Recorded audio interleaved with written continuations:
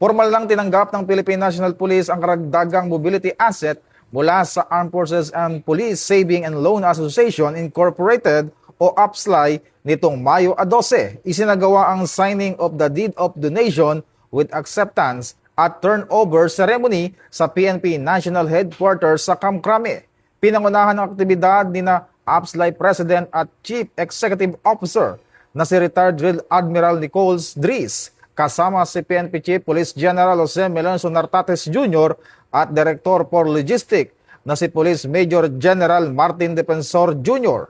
Sa naturang seremonya, 4 na unit ng Toyota Hilux Patrol ang pinagkaloob sa Police Regional Office 2. Ang mga sasakyan ay itatalaga sa Reyna Mercedes Police Station, Tumawini Municipal Police Station, 201st Maneuver Company at 202nd Maneuver Company.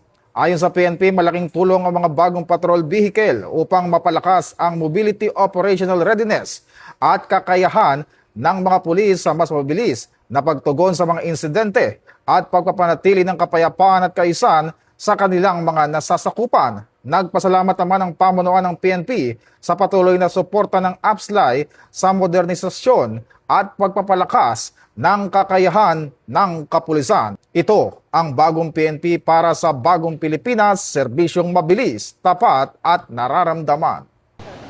Mula po dito sa himpilan ng Pambansang Pulisya ng Pilipinas, ako po si Patrolman Adrian Dayaw, nagbabalita para sa Police News Express.